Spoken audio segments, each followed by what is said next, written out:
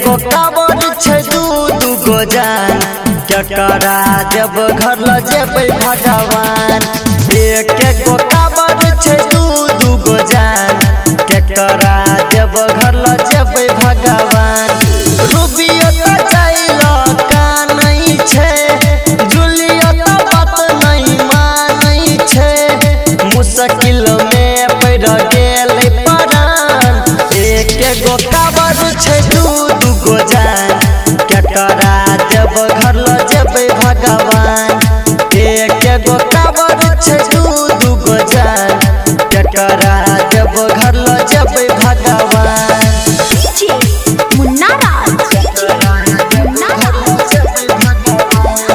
Mix by Parveen Yadav.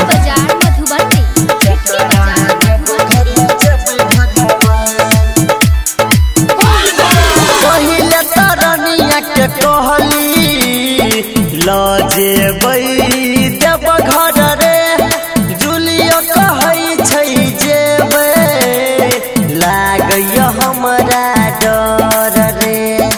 एक गो काबर छै दू गो जान केकरा जब घर ल जेबै भगवान।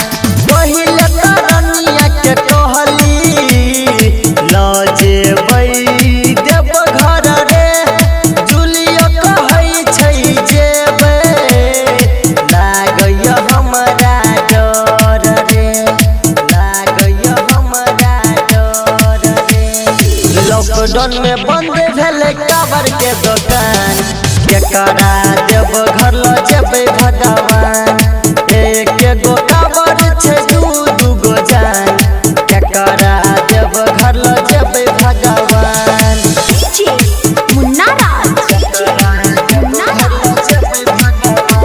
Mix by Parveen Yadav.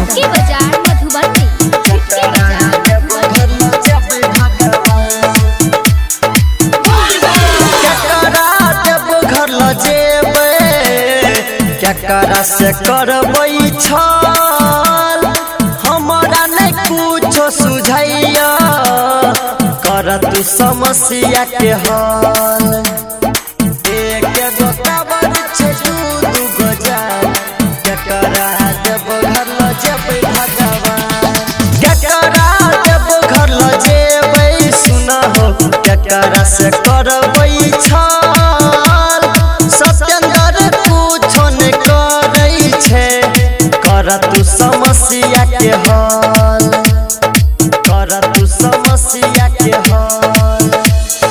Writer Ranjit Nitish हरान केकरा देव घर ल जेबै भगवान। एक गो काबर छै दू गो जान केकरा देव घर ल जेबै भगवान। रूबियो त जाइल का नहीं छे जुलियो त बात नहीं मानै छे मुश्किल में पड़ गेलै परान। एक गो काबर छै दू गो जान केकरा देव घर ल जेबै भगवान। एक गो काबर छै दू गो जान केकरा देव घर ल जेबै भगवान। सजनी रिकॉर्डिंग स्टूडियो खुटोना बाजार।